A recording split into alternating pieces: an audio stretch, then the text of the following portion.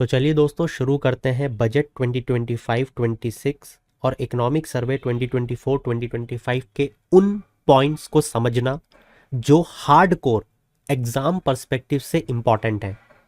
As you all know these two documents have to be read from the pre as well as from the mains perspective. तो इन दोनों ही perspective से कौन कौन से points हमारे लिए इंपॉर्टेंट है, उन्हें हम कहाँ यूज कर सकते हैं, कैसे इस पे प्रीवियस ईयर क्वेश्चन के through in future UPSC question बना सकता है, हम इन सब पर बात करेंगे। बट बियॉन्ड दिस अगले कुछ मिनटों में आपको एक ऐसा कॉन्फिडेंस देने की कोशिश करूंगा मैं, क्योंकि हम जो पूरे 12 महीने मेहनत करते हैं ना, उसका फल आपको अभी देखने को मिलेगा। ये कॉन्फिडेंस के थ्रू आप ये फील कर पाओगे कि कैसे आप हजारों लाखों कॉम्पिटिटर्स से ऑलरेडी आगे निकल चुके हो। मैं आपको यहां पे जितने भी इश्यूज इकोनॉमिक सर्वे और बजट के दिखाऊंगा, बैक स्टेज में कैसे वो स्टैटिक पोर्शन से लिंक्ड हो रहे हैं, इन्हीं से मिलते जुलते कौन से हमने एडिटोरियल्स पूरे साल भर डिस्कस करे हैं और कैसे उन आर्टिकल्स पे बेस्ड ये इकोनॉमिक सर्वे और बजट डिजाइन हुआ है, मैं आपको ये सिखाने की कोशिश करूंगा। और इस चीज के थ्रू आप ये कॉन्फिडेंस फील कर पाओगे कि यार मैंने पूरे साल भर क्योंकि शिद्दत से मेहनत करी और मैंने ये जितने भी एडिटोरियल्स और आर्टिकल्स थे उनको इज्जत से पढ़ा, तो उसका फल मुझे अब मिल रहा है। क्योंकि मैं हर चीज को पीछे जाके स्टैटिक पोर्शन से, न्यूज़पेपर से उनको कनेक्ट कर पा रहा हूं। तो उम्मीद करूंगा कि आप इस पूरी चीज को समझ पाए कि आप इस पूरे सेशन में क्या चीज सीखने वाले हो। चलिए शुरू करते हैं। देखो, कुछ बेसिक बातें मैं ये मान के चलूंगा कि आपको आती हैं, जैसे कि वैसे तो मैं इसको स्किप करने वाला था। जब मैंने यहाँ पे बजट बोला तो मैंने 2025-26 बोला, मगर जब इकोनॉमिक सर्वे बोला तो 2024-2025 बोला। आप समझ पा रहे हो कि ये जो दोनों ईयर हैं, ये एक साल आगे और एक साल पीछे की बात चल रही है। इसे आप जब तक नहीं समझ पाओगे जब तक आपने बजट का एक सबसे बेसिक की कंपोनेंट नहीं समझा है, जिसका नाम है budget estimate, actual estimate, revised estimate. ये जो तीनों कंपोनेंट होते हैं, अगर आप इसको समझ जाओगे ना, तो आप ऑटोमेटिकली समझ चुके होते हैं कि अच्छा बजट एस्टीमेट तो 2025-26 का ही आएगा ना। सबसे पहले आपको स्टैटिक पे पकड़ बनानी पड़ेगी, ठीक है। डोंट वरी, अगर आपने अभी तक ये चीज कॉन्सेप्चुअली क्लियर नहीं की है, I had already made a video on this particular topic in which I have elaborately discussed about all these three parameters, that is budget, advance and revised estimate. आप जाके अभी भी देख सकते हो, हार्डली 9 मिनट का वो वीडियो है, ठीक है। और इकोनॉमिक सर्वे 2024-2025 ये दिखा रहा है कि ये जो करंट फाइनेंशियल ईयर चल रहा है हमारा, ये उसकी बात करेगा, क्लियर।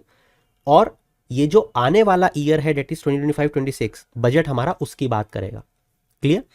और अगेन मैं बता रहा हूं, समझ जब ही पाओगे जब समझते हो आप बजट एस्टीमेट के बारे में, ठीक है। तो पढ़ना तो पड़ेगा, ठीक है। आओ शुरू करते हैं बजट को देखना। देखो, ये जो डॉक्यूमेंट है ना, ये दिखता बहुत सुंदर है, मगर क्वेश्चन यहां से नहीं आएगा। हाँ, 2-4 क्वेश्चन आपको दिखेंगे जो हो सकता है आ जाए, हो सकता है बहुत दूर दूर, मगर क्वेश्चन कहां से आएगा वो मैं आपको अभी बताऊंगा। देखो, यहां पे सबसे पहला जब आपने चैप्टर खोला तो यहां पे क्या दिया हुआ है, यहां पे दिया हुआ है जर्नी ऑफ डेवलपमेंट, ठीक है। अब देखो, ये जो आपको माइंड मैप प्रोवाइड किया है, इसमें वो बेसिक सी चीज बता रहे हैं कि जो हमारे डेवलपमेंट के इंजन्स हैं वो 4 हैं: एग्रीकल्चर, एमएसएमई, इन्वेस्टमेंट और एक्सपोर्ट। ऑफ कोर्स सी बात है, हम सब जानते हैं कि एमएसएमई सेक्टर में जो मैक्सिमम लेबर फोर्स है वो इनफॉर्मल लेबर फोर्स है, राइट। या जो हम अनऑर्गेनाइज्ड और ऑर्गेनाइज सेक्टर पढ़ते हैं, तो मेजॉरिटी एंटरप्राइजेस वर अनऑर्गेनाइज्ड, इसलिए इनफॉर्मल लेबर फोर्स यहां पे हमें देखने को मिलती है, ठीक है। इसके बाद में जब हम एग्रीकल्चर के बारे में पढ़ते हैं तो सबसे पहला जो थॉट एक स्टूडेंट के मन में आता है वो है डिस्गाइज्ड अनएम्प्लॉयमेंट को लेके, ठीक है।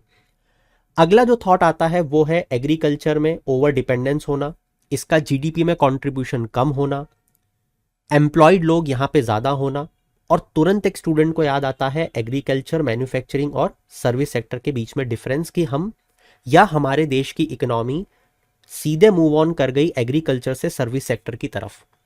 ये वो प्रोमिनेंट पॉइंट्स हैं जो हर स्टूडेंट को याद आ जाते हैं। फिर अगला पॉइंट जो एक स्टूडेंट को याद आता है वो है of course with respect to fertiliser, of course with respect to 3 farm bill, जिनको काला कानून बता के तीनों फार्म बिल्स को स्क्रैप कर दिया गया, राइट, बट उसका रेलिवेंस आज तक मेंटेन है, राइट।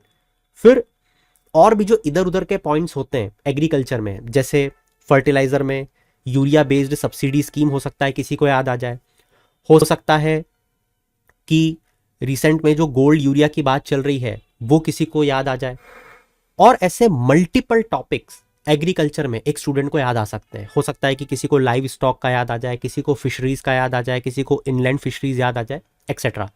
एग्रीकल्चर अपने आप में एक पूरा का पूरा सब्जेक्ट है, ठीक है।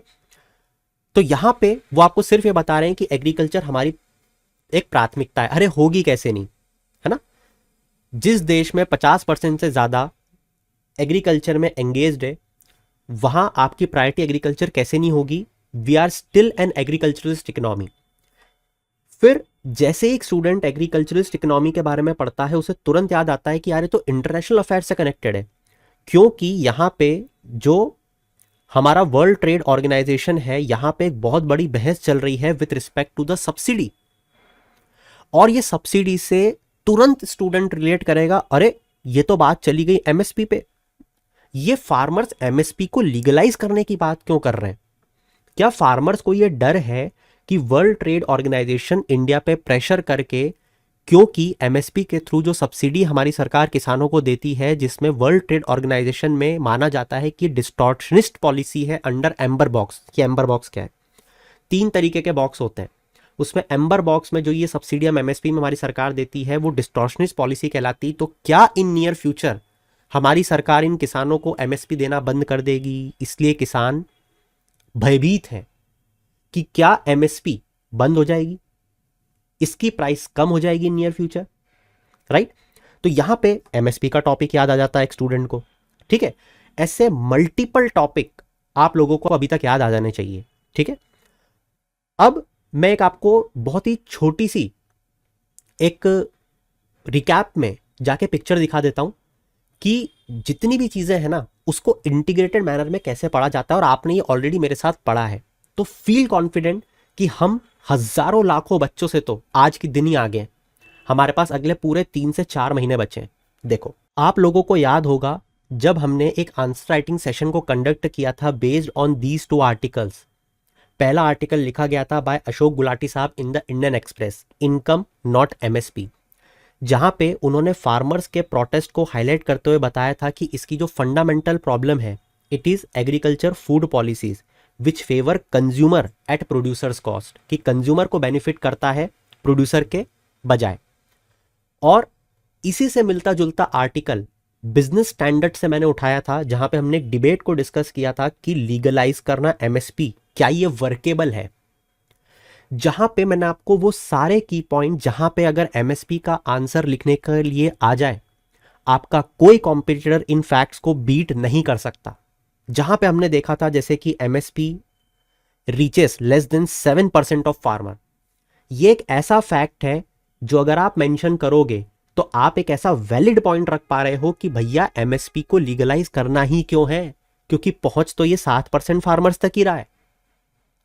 और उसमें भी ज्यादातर जो 95% पैडी ग्रोअर से पंजाब में उनके पास, और 70% हरियाणा। अब आपको समझ में आया कि जो प्रोटेस्ट है why it has been done by majority of the farmers from Punjab and Haryana, not from the other parts of the country। ये उसका जवाब है, क्योंकि let's supposedly in the interview if you were asked that in the farmers protest why we are seeing farmers from the Punjab and Haryana region and not from the other parts of the country, जवाब क्या दोगे? There is a technical reason behind it, और वो ये reason है। ऐसे बहुत से पॉइंट्स हम लोगों ने डिस्कस किए थे, आई होप सो आपको याद होगा। बहुत सारी मल्टीपल डायमेंशंस में, जैसे पीएम आशा, और भी हमने बहुत सारी चीजों को समझा था। फिर वही जो एक एमएसपी का फॉर्मूला होता है A2 plus FLC2 Swaminathan committee, इन सब पर बेस्ड हमने एक ताबड़तोड़ आंसर राइटिंग का सेशन कंडक्ट किया था, और ये है वो आपके सामने, राइट। तो ये होती है ताकत पूरे साल भर पढ़ने की। एंड आई होप सो कि आपको वो सारी चीज़ें याद होंगी, बट ऑफकोर्स ये बात है कि उतनी सारी चीज़ें तो हम वापस से रिपीट नहीं कर सकते, मैं तो सिर्फ आपको एक झलक दिखा रहा था, ठीक है। अब जैसे हमने अभी एमएसपी की बात करी, वैसे ही हमने डब्ल्यूटीओ के बारे में भी डिस्कशन किया हुआ है, जितने भी फर्टिलाइज़र, उसकी पॉलिसी, जो यूरिया सब्सिडी हम लोग सरकार लेके आ रही है, जो नए नए उसमें चेंजेस किए हैं, ए टू जेड, है ना, along with the previous year question, हम सब चीज़ कर चुके हैं। लाइकवाइज जैसे ये एमएसएमई सेक्टर है, तीसरा इन्वेस्टमेंट और एक्सपोर्ट। मैं आपको समझाना सिर्फ ये चाह रहा हूं कि ये जो चार शब्द आपको दिख रहे हैं ना, ये चार शब्द नहीं है, ये अपने आप में एक पूरी की पूरी इकोनॉमी का होल सोल मॉड्यूल है। क्लियर? तो एग्रीकल्चर, एमएसएमई, इन्वेस्टमेंट और एक्सपोर्ट्स, ये हमारे डेवलपमेंट में भागीदार बनेंगे, ठीक है। अब ये जो इन्वेस्टमेंट है, यहां पे ये कौन से इन्वेस्टमेंट की बात कर रहा है, ये तो इसने लिखा ही नहीं। तो मैं इसे क्या समझूं?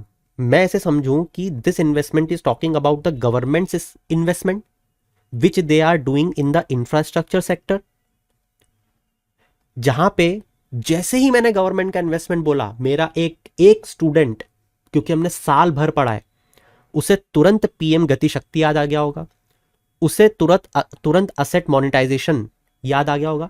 ये होती है ताकत, समझ रहे हो? फिर गवर्नमेंट इन्वेस्टमेंट है या प्राइवेट इन्वेस्टमेंट है, क्योंकि साल भर से डिबेट सुन रहा हूं कि गवर्नमेंट तो अपना इन्वेस्टमेंट बढ़ा रही है, मगर प्राइवेट सेक्टर अपना इन्वेस्टमेंट नहीं बढ़ा रहा है। क्योंकि माना यह जाता है कि गवर्नमेंट जब अपना इन्वेस्टमेंट बढ़ाती है तो उसको देखा देख प्राइवेट भी अपना इन्वेस्टमेंट बढ़ाता है, बट वो हमें दिख नहीं रहा। यहां से एक और कॉन्सेप्ट टेक्निकल उठ के आएगा। टेक्निकल कॉन्सेप्ट है क्राउडिंग इन इफेक्ट और क्राउडिंग आउट इफेक्ट। ये क्या होता है जल्दी से बताओ? हर चीज कवर कर चुका हूं मैं, हर चीज। फिर एक्सपोर्ट। अच्छा, अब क्या कर रहे हैं हम लोग एक्सपोर्ट बढ़ाने के लिए, जिसमें सबसे प्रोमिनेंट जो एक स्कीम हर स्टूडेंट को आना ही चाहिए, वो है प्रोडक्शन लिंक्ड इंसेंटिव स्कीम। इसी के लिए और भी ऐसे बहुत सारे इनिशिएटिव्स एक्सपोर्ट्स के लिए हमारी सरकार ने लिए। तो यहां पे इन चारों के थ्रू हमारी जो गवर्नमेंट है वो क्या करना चाह रही है? वो विकसित भारत बनाना चाह रही है। विकसित भारत हम कौन से ईयर में टारगेट लेके बैठे हैं? That we will become the developed nation. और इस विकसित भारत में बनने के लिए अगर मैं आपसे एक बड़ा बेसिक सा क्वेश्चन पूछ लूं कि हमें कितनी जीडीपी ग्रोथ रेट अचीव करनी पड़ेगी, प्लीज स्पेयर मी अगर आपको मेरी आवाज थोड़ी अलग लग रही हो। I am having a very severe cough and cold, ठीक है। वो तो मैं बैठा हूँ, बस क्लास चल रही है तो मुझे वो चीज़ फील नहीं हो रही है, बट वो थोड़ी सी है दिक्कत, ठीक है। तो खैर, अब बजट और इकोनॉमिक सर्वे को देख के मैं अपने आप को ही नहीं रोक पाया क्लास कंडक्ट करने से, ठीक है। खैर, यहाँ पे ये जो जीडीपी ग्रोथ है, अगर मैं आपसे ये पूछूं कि विकसित भारत बनने के लिए कितनी जीडीपी ग्रोथ हमें अचीव करनी पड़ेगी, और ये जो जीडीपी ग्रोथ है, यहां पे भी जो क्वेश्चन आएगा वो है नॉमिनल और रियल का, दो अलग अलग क्वेश्चन। तो मुझे ये बताओ कि जो 8% अगर मैं आपको जीडीपी ग्रोथ बोलूं तो ये नॉमिनल है या ये रियल है? नॉमिनल में बढ़ना आसान होता है, रियल में बढ़ना टफ होता है, हम सब जानते हैं, है ना। कॉमन सेंस भी लगा सकते हो वैसे कि नॉमिनल में 8% तो ठीक है, मतलब बाकी रियल में अचीव करना टफ होता होगा, रियल ही होनी चाहिए। लगा अंदाजे से भी कर सकते हो, है ना, हर चीज़ रटना थोड़ी पड़ती है।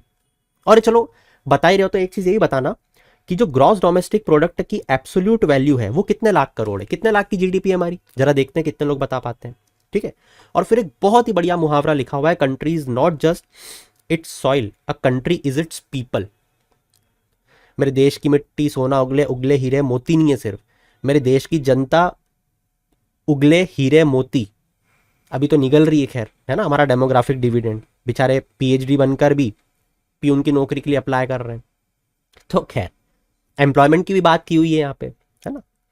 अब देखो अगला पॉइंट वो क्या बोलता है, एस्पिरेशन फॉर विकसित भारत। हमें ग्रोथ को एक्सेलरेट करना है, inclusive development, inclusive growth and inclusive development both in itself are a topic to be discussed, right, from the mains perspective specifically. फिर स्पेंडिंग को एनहेंस करना है, power of India's rising middle class, ठीक है, middle class की बात कही गई है।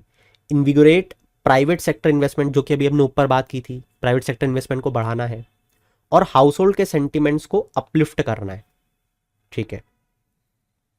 अगला, डेवलपमेंट मेजर्स फोकसिंग ऑन गरीब, अच्छा गरीब को भी देख रहे हैं क्या ये लोग, यूथ, अन्नदाता और नारी। ठीक है, नारी से मुझे नारी शक्ति अधिनियम याद आ रहा है, अन्नदाता से मुझे अन्नदाता आय योजना याद आ रहा है, गरीब कल्याण और यूथ से इनके लिए कुछ नहीं है। ठीक है, जस्ट टू बी फन्या साइड, अभी रिसेंट में जो अप्रेंटिसशिप स्कीम निकाली थी हमारी गवर्नमेंट ने, जो हमने पढ़ी भी हुई है ऑफ कोर्स, तो वहां पे आप इसे यूज कर सकते हो। याद है ना, जो एमएनसी नौकरी देगी उसको भी कुछ इंसेंटिव मिलेगा, जो पहली बार नौकरी कर रहा है उसको भी कुछ इंसेंटिव मिलेगा, सब पढ़ा हुआ है हमने।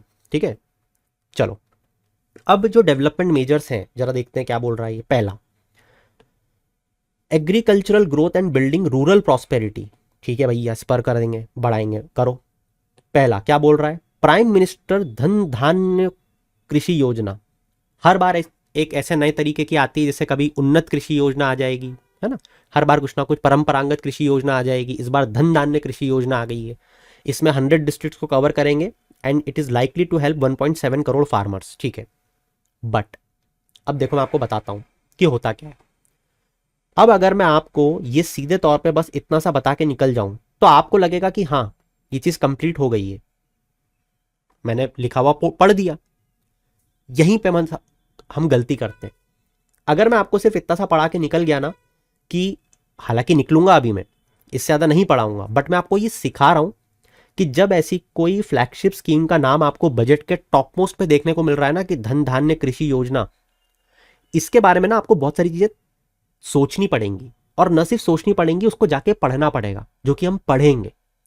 यहां पे आपको ये पढ़ना पड़ेगा कि ये जो स्कीम है इसमें स्टेट का क्या रोल है, इसमें सेंटर का क्या रोल है, क्या ये सेंट्रल सेक्टर स्कीम है या सेंट्रली स्पॉन्सर्ड स्कीम है जहां पे स्टेट का कोई रोल ही नहीं है तो कौन कितना खर्चा करेगा, ये स्कीम कैसे चल रही है, इस स्कीम के अंतर्गत और कौन कौन सी स्कीम को सब्ज्यूम किया गया है।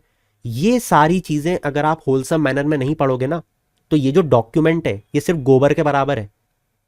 ठीक है, इससे कुछ भी मतलब नहीं निकलेगा, पढ़ा ना पढ़ा बराबर। ठीक है, तो ये चीजें हमको पढ़नी है। अभी तो मैं आपको सिर्फ एक रिकैप दे रहा हूं कि आपको किन किन चीजों को ध्यान रखना है, दैट्स इट। ठीक है, अगला, mission for cotton productivity, cotton पे फोकस दिया है। ठीक है, 5 ईयर का एक मिशन दिया है जहां पे फैसिलिटेट करेंगे प्रोडक्टिविटी को बढ़ाने में, सस्टेनेबिलिटी कॉटन फार्मिंग की। ठीक है भैया, कॉटन पे बात चल रही है। अगली बात चल रही है मखाना बोर्ड। ओ भाई साहब, जैसे ये लोग क्वेश्चन बना के पूछते हैं, स्पाइस बोर्ड कौन सी स्टेट में है, रबर बोर्ड किस स्टेट में है, राइस बोर्ड किस स्टेट में है, हो सकता है मखाना बोर्ड किस स्टेट में, ये बन गया मैच द कॉलम का क्वेश्चन। ऐसे क्वेश्चन आपसे पूछे जाते हैं। ठीक है, के बाद बात की जा रही है कि क्रेडिट जो लिमिट है थ्रू किसान क्रेडिट कार्ड, जो कि क्रेडिट फैसिलिटी प्रोवाइड की जाती है किसान को, जो कि एक तरीके का शॉर्ट टर्म लोन है, माइंड इट, ये एक शॉर्ट टर्म लोन है। तो वो लिमिट जो कि 3 लाख रुपए हुआ करती थी, वो अब 5 लाख रुपए हो चुकी है। कितने करोड़ किसानों को फायदा होगा, 7.7 करोड़। ठीक है, अब ये जो किसान क्रेडिट कार्ड के टॉपिक को या पॉइंट को मैंने बताया, ये क्वेश्चन पूछेगी यूपीएससी? नहीं, यूपीएससी क्वेश्चन पूछेगी किसान क्रेडिट कार्ड के अंतर्गत जो फार्मर को लोन दिया जाता है वो किन किन चीजों के लिए दिया जाता है। उसकी बेटी की शादी करनी इसलिए दिया जाता है, उसको खेत में जुताई करनी इसलिए दिया जाता है, उसको ट्रैक्टर खरीदने के लिए दिया जाता है, अगर उसकी फसल बर्बाद हो गई है उसलिए दिया जाता है। ये कॉन्सेप्चुअल क्लैरिटी आपको होनी चाहिए कि किसान क्रेडिट कार्ड में जो किसान को पैसा दिया जा रहा है वो क्यों दिया जा रहा है, बीमार पड़ गया इसलिए दिया जा रहा है, क्यों दिया जा रहा है। और ये मैं अपने मनगढ़ंत नहीं बोलता हूं, कोई भी चीज कैसे बोल रहे हैं हम, प्रीवियस ईयर में पूछा हुआ है। ये देखो क्या क्वेश्चन पूछा था, अंडर द किसान क्रेडिट कार्ड स्कीम जो शॉर्ट टर्म क्रेडिट सपोर्ट दिया जाता है फार्मर को, इनमें से किन पर्पस के लिए दिया जाता है।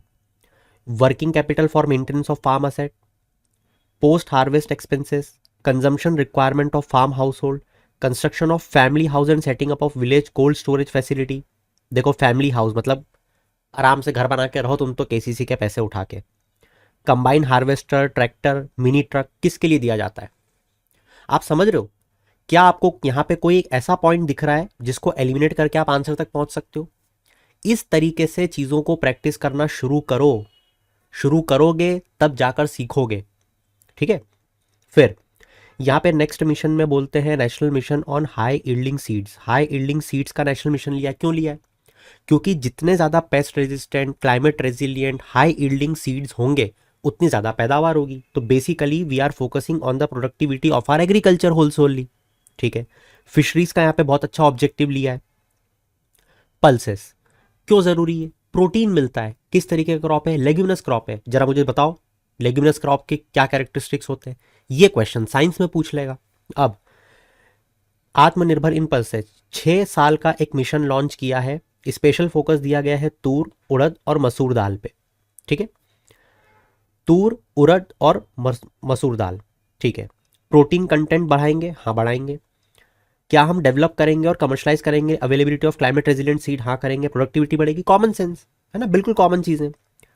पोस्ट हार्वेस्ट स्टोरेज को इंप्रूव करेंगे, इनके लिए सब करेंगे। जितनी चीज़ें हो सकती हैं पल्सेस को बेहतर बनाने के लिए, लोगों तक पहुंचाने के लिए, वो सब करेंगे, ठीक है।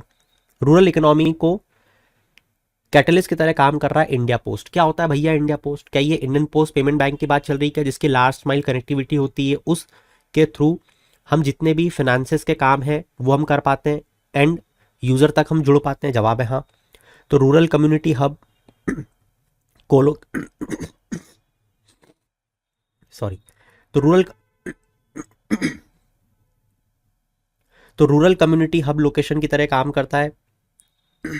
Direct benefit transfer, cash out, EMI pickup यहीं से हो जाती है। Credit services to micro enterprises, insurance, assisted digital services, ये सारी चीज़ें हम वहाँ से प्रोवाइड करते हैं, ठीक है। ये तो बेसिक चीज़ें, इतनी तो समझ आती है ना कि फाइनेंसेस की जितनी भी चीज़ें हम इसके थ्रू करते हैं, ठीक है। फिर एमएसएमई को सपोर्ट करना, furthering in make in India. जितना एमएसएमई बढ़ेगा उतना हमारे देश में मैन्युफैक्चरिंग फैसिलिटी बढ़ेगी, उतना ज़्यादा प्रोडक्शन बढ़ेगा, तो मेक इन इंडिया का ऑब्जेक्टिव हम अचीव कर पाएंगे, राइट। तो वो कैसे होगा? पहला, माइक्रो एंटरप्राइजेस के लिए क्रेडिट कार्ड दे दो। अब देखो भैया, बात यह है कि मैं एक बहुत छोटी कंपनी हूँ।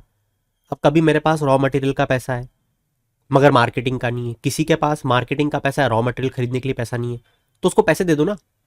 आप ये क्यों बोल रहे हो कि हम तेको रॉ मटेरियल की देंगे, हम तेको मार्केटिंग, उसको दे दो। उसको मार्केटिंग करनी होगी, कर लेगा, माल खरीदना हो खरीद लेगा। तो एक कस्टमाइज्ड क्रेडिट कार्ड दे दिया एमएसएमई को। क्या लिमिट है उसकी? 5 लाख रुपए। माइक्रो जो रजिस्टर्ड है उद्यम पोर्टल के साथ में। उद्यम पोर्टल किस चीज के लिए है? 4 ऑप्शन आ जाएंगे, आपको पता होना चाहिए विद रिस्पेक्ट टू एमएसएमई, ठीक है। In the first year 10 lakh such card will be issued. Important नहीं हमारे लिए कितने लाख होंगे, ठीक है, हो जाएंगे जितने होने, ठीक है। फर्स्ट टाइम एंटरप्रेन्योर्स के लिए एक स्कीम आई है, 5 लाख फर्स्ट टाइम एंटरप्रेन्योर्स जो है, इंक्लूडिंग वुमेन, SC ST, याद करो SC ST stand up India scheme, याद आ रहा है, ठीक है। एक नई स्कीम आई है जिसमें 2 करोड़ टू प्रोवाइड, हम लोग 2 crore during the next 5 year हम लोग प्रोवाइड करेंगे, ठीक है। Manufacturing mission with the mandate to focus on ease and cost of doing business. मेरे को तो थीम पकड़ के बताओ, थीम से क्या समझ रहे हो? मैन्युफैक्चरिंग का हमारा मिशन क्या है, इसका क्या मैंडेट है, क्या मैंडेट होना चाहिए? अरे बिजनेस को आसान बनाओगे ना कि टफ बना दोगे? वाइब्रेंट और डायनामिक बनाओगे ना अपने एमएसएमई सेक्टर को कि उसको खत्म कर दोगे? Common sense. Future ready workforce skill दोगे ना कि स्किल छीन लोगे उनसे कि जो आता है वो भी दे हमको? टेक्नोलॉजी को बढ़ाओगे, क्वालिटी प्रोडक्ट्स बनाओगे, क्लीन टेक मैन्युफैक्चरिंग में आगे बढ़ोगे, बस। Measures for labour intensive sector, क्या करोगे आप? Toy sector. लगातार लगातार हम टॉय सेक्टर पे गवर्नमेंट का फोकस बढ़ते हुए देख रहे हैं, और इसीलिए दोस्तों लगातार newspapers toy export, toy industry के बारे में छापते जा रहे हैं, और हमने इसीलिए इस टॉपिक को इतने होलसोली प्रिपेयर किया था। मगर देखो, मैंने आपको उस समय भी बोला था, मेजॉरिटी ऑफ द स्टूडेंट्स ने अभी भी इस चीज को प्रिपेयर नहीं किया होगा, और वो ये है इसका एक दूसरा पर्सपेक्टिव। टॉय इंडस्ट्री के आर्ट एंड कल्चर के पर्सपेक्टिव को पढ़ के जाना, पढ़ के जरूर जाना। जहां पे जो हमारे देश के ट्रेडिशनल टॉयज हैं, जैसे चन्नापटना टॉय कौन सी स्टेट से बिलोंग करता है, लाइफा बिड़ी कौन से स्टेट से बिलोंग करता है, चनकाना कौन से स्टेट से बिलोंग करता है, मैं यूपीएससी की नब्ज को जानता हूं, इसलिए हर साल प्री के इतने क्वेश्चन को क्रैक कर पाता हूं। विश्वास मानना, वो अगर टॉय इंडस्ट्री से क्वेश्चन पूछेंगे तो जरूर एक ऐसा पर्सपेक्टिव लाके देंगे बच्चों के सामने, और वो होगा आर्ट एंड कल्चर का। अगर आपने इसको सिर्फ 5 मिनट लगेंगे, सिर्फ 5 मिनट, ये कोई स्टूडेंट नहीं करके जाएगा मगर हम करके जाएंगे। ठीक है, आपको इसीलिए मैंने सारी चीजें प्रोवाइड करवाई हुई हैं, इनका ट्रेंड प्रोवाइड करवाया हुआ है। ये किसी भी स्टूडेंट के पास नहीं मिलेगा, और यहीं से क्वेश्चन बीच बीच में से वो पूछते हैं, और हम इसको अटेम्प्ट करके जाएंगे और वहां पे अपनी एज अपने कॉम्पिटिटर को दिखाएंगे। ठीक है, तो मेहनत की है उसका फल उठाओ। क्या है? Measures for labour intensive sector, toy हो गया। Focus product scheme for footwear leather sector, बहुत ज़्यादा इंपॉर्टेंट नहीं है, छोड़ देते हैं इसको। फूड प्रोसेसिंग, भाई साहब अगर फूड प्रोसेसिंग इंडस्ट्री के इंडियन इकोनॉमी टॉपिक को आपने नहीं पढ़ा तो आपने क्या ही पढ़ा। यहाँ पे एक national institute of fashion design नहीं, फूड टेक्नोलॉजी, फिर से बिहार में। भाई साहब बिहार के तो मतलब चार चांद लग गए।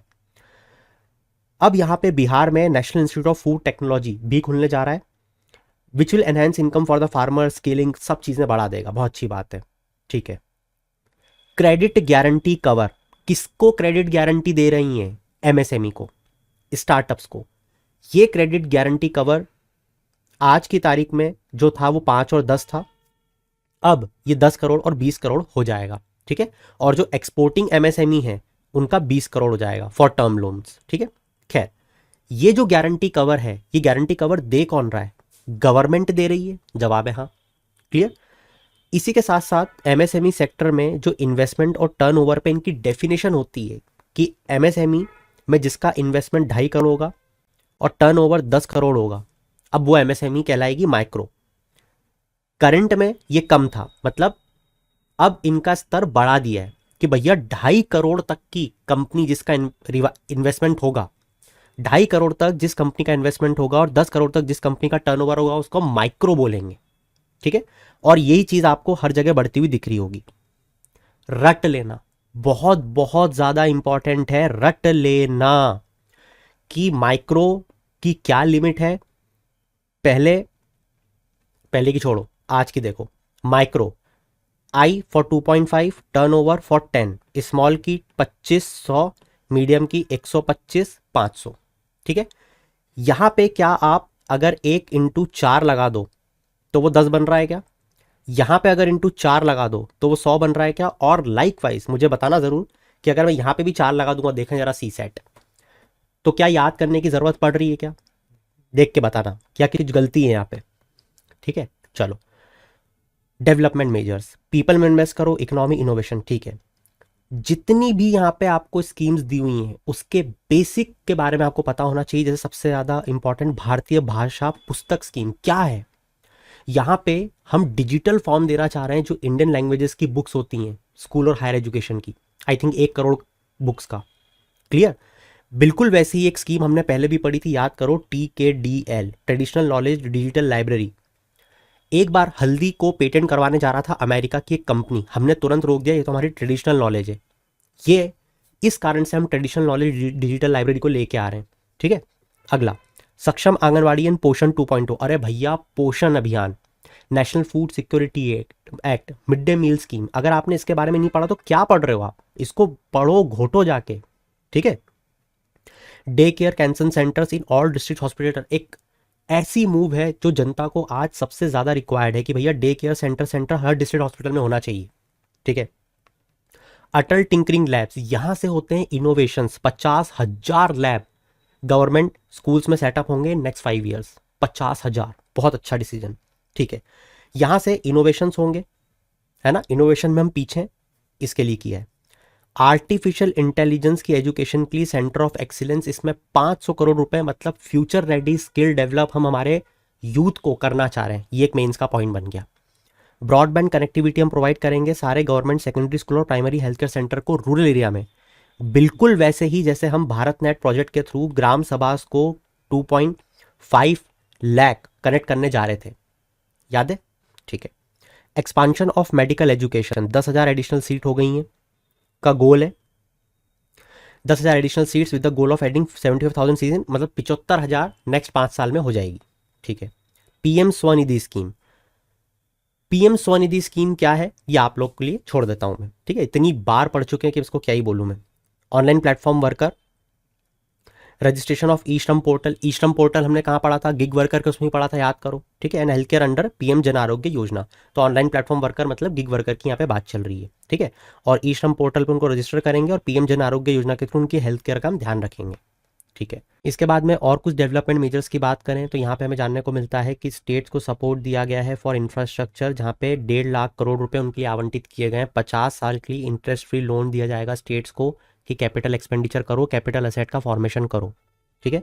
और रिफॉर्म्स के लिए इंसेंटिवाइज किया जा रहा है। कैसे किया जा रहा है, ध्यान दो, अगर आप बिल्कुल सही ढंग से चीज़ों को पढ़ते हो तो आपने इस चीज़ को ज़रूर पढ़ा होगा, क्या, कि जो हमारे FRBM एक्ट 2003 में यूनियन और स्टेट गवर्नमेंट को आज़ादी दी गई है अपना खर्चा बढ़ाने की, वो है यूनियन के लिए X% ऑफ GDP, मगर जब हम स्टेट्स की बात करते हैं वो है X% of gross state domestic product, मतलब स्टेट की GDP प्लस X% फॉर वो इंसेंटिव जो उसे मिलते हैं अगर वो काम करता है। तो जैसे एग्जाम्पल के तौर पे अगर यूनियन ने बोला है कि कैपिटल फॉर्मेशन करो, अगर स्टेट कैपिटल फॉर्मेशन करता है तो उसे अपनी फिस्कल डेफिसिट को बढ़ाने की आज़ादी मिल जाती है 0.5% से।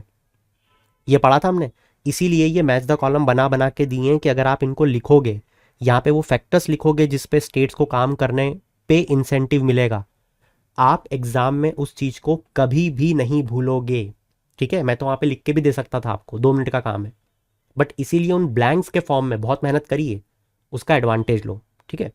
जल जीवन मिशन,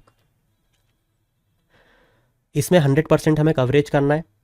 मिशन को एक्सटेंड कर दिया गया है टिल 2028 तक। फिर पावर सेक्टर रिफॉर्म्स, यहाँ पे जो डिस्ट्रीब्यूशन के रिफॉर्म्स हैं उसको हम लोग इंसेंटिवाइज कर रहे हैं। देखो, पावर सेक्टर में जब हम पढ़ते हैं तो हम क्या पढ़ते हैं, डिस्कॉम्स के बारे में पढ़ते हैं, डिस्ट्रीब्यूशन कंपनीज के बारे में जो बिजली को ट्रांसफ़र करती है। एक होता है पावर हाउस, है ना, जहाँ से प्रोडक्शन हो रहा है, डिस्ट्रीब्यूशन होता है और फिर फाइनली कंज्यूमर के पास पहुँच जाती है। तो यहाँ डिस्ट्रीब्यूशन रिफॉर्म्स हम लेके आ रहे हैं, ठीक है। एंड ऑगमेंट कर रहे हैं इंट्रा स्टेट ट्रांसमिशन को, मतलब 2 स्टेट के बीच में। एडिशनल बोरोइंग ऑफ 0.5% और GSDP to states contingent on this. देखो, अगर स्टेट ने रिफॉर्म करे तो 0.5% स्टेट की GDP पे और ज़्यादा उसको मिल जाएगी, ठीक है। असेट मोनेटाइजेशन प्लान, जो असेट सरकार के खाली पड़े हैं उसको मोनेटाइज करो, ठीक है। 10 लाख करोड़ इन न्यू प्रोजेक्ट्स, इसको लॉन्च किया गया प्लान को। हर बार ये करते हैं, इनका मानना है कि इतने साल में इतने लाख करोड़ जुटा लेंगे, कुछ नहीं होना इनसे, ठीक है। Urban challenge fund 1 lakh crore to implement proposal for cities as growth hubs, मतलब सिटीज़ में खर्चा करेंगे और क्या, जैसे स्मार्ट सिटीज़ मिशन लेके आए थे। यहाँ पे जो ये सिटीज़ होंगी उसमें वाटर एंड सैनिटेशन का ध्यान रखेंगे, creative redevelopment of cities etcetera. Maritime development fund 25,000 crore रुपए, अच्छा, ये लॉन्ग टर्म फाइनेंसिंग करेंगे जहाँ पे 49% कॉन्ट्रीब्यूशन गवर्नमेंट का होगा। तो बाकी का कौन होगा, प्राइवेट या स्टेट गवर्नमेंट, ये क्वेश्चन वाली बात है, बताओ जरा सोच के या फाइंड आउट करके, ठीक है। उड़ान स्कीम, रीजनल कनेक्टिविटी, ठीक है।